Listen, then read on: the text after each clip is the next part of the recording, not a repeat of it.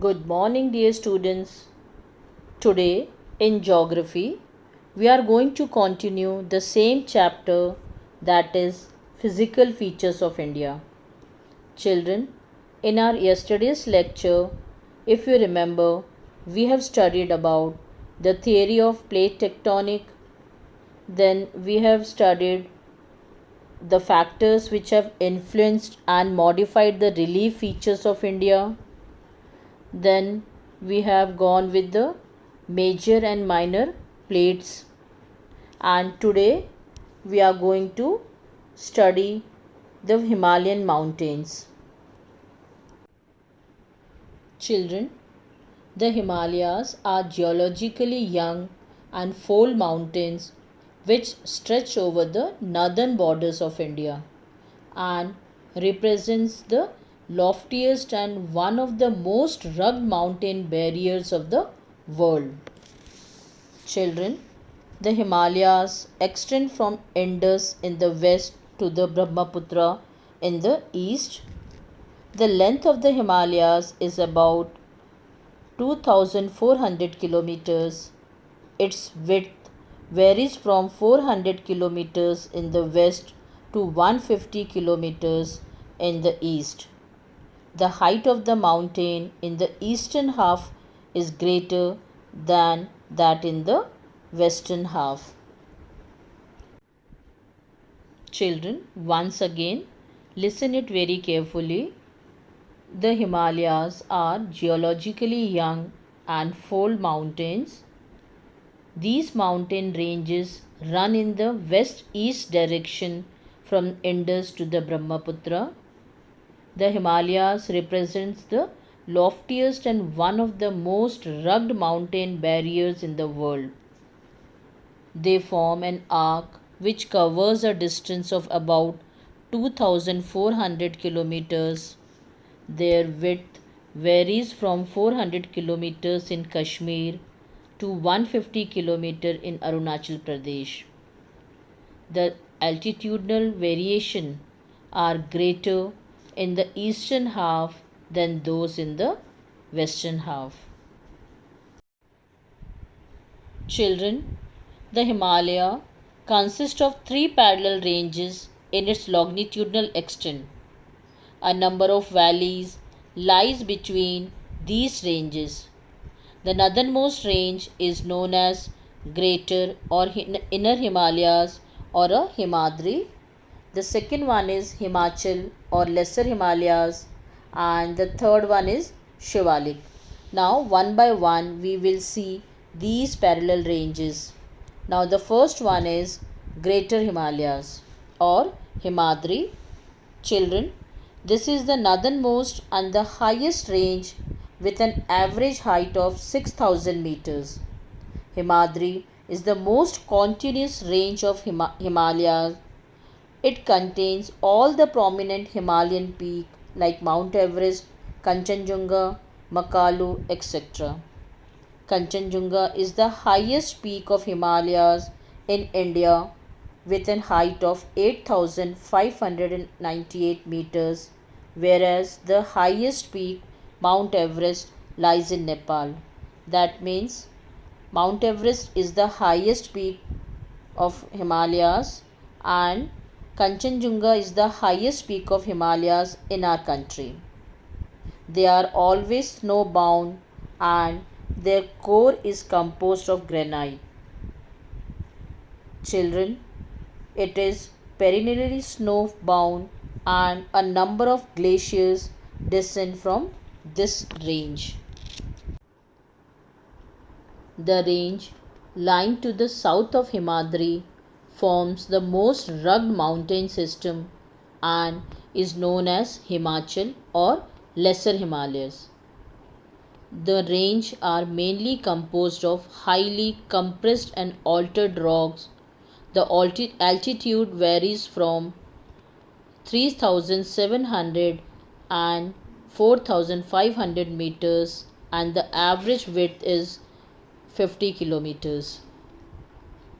While the Pir Panjal range forms the longest and the most important range.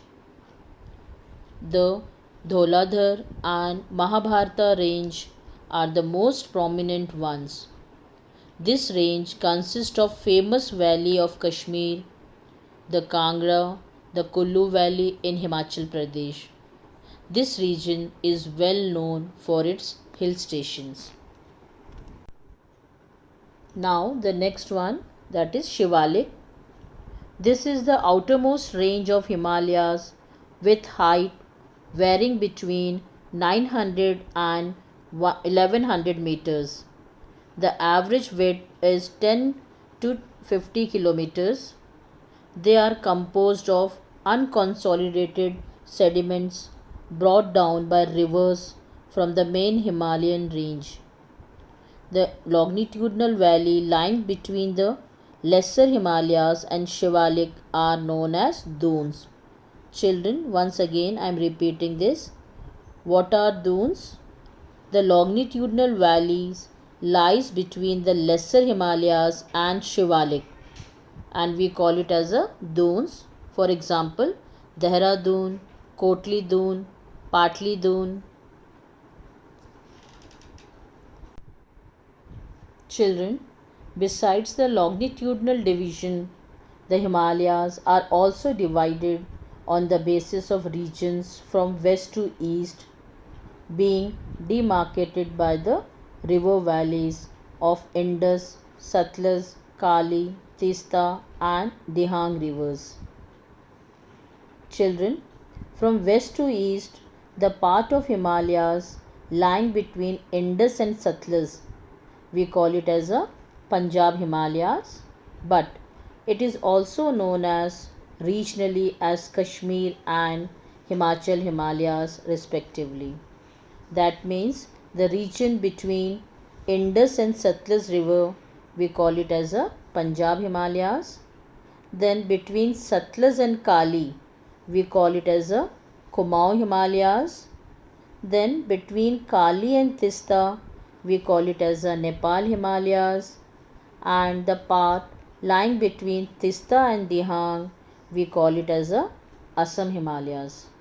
Children, the Brahmaputra marks the easternmost boundary of Himalayas. Beyond Dihang Gorge, this range turns south along the northeastern boundary of India. Children, these hills are mostly composed of strong sandstone, which are sedimentary rocks covered with dense forest. They mostly run as parallel ranges and valleys. Here they are called Purvachal and include the Pataki Hills, the Naga Hills, the Manipuri Hills and Mizo Hills.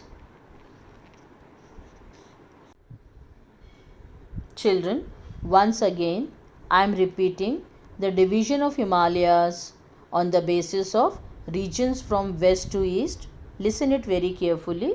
The first one is Punjab Himalayas. The part of Himalayas lying between Indus and Satluj, we call it as a Punjab Himalayas. Next one is Kumaon Himalayas. The part of the Himalayas lying between Satluj and Kali, we call it as a Kumaon Himalayas. Then the third one is Nepal Himalayas between Kali and Tista river, and Assam Himalayas between Tista and Dihang rivers. Children, the Brahmaputra marks the easternmost boundaries of the Himalayas. Beyond Dihang Gorge, this range turns south along the northeastern boundaries of India. These hills are mostly composed of strong sandstone, which are sedimentary rocks covered with dense forest. Here they are called Purvachal. They mostly run as parallel ranges of valleys and they are called as Purvachal and include the Pataki Hill, Naga Hills, Manipuri Hills and the Mizo Hills. That's all for today, children. Thank you and have a nice day.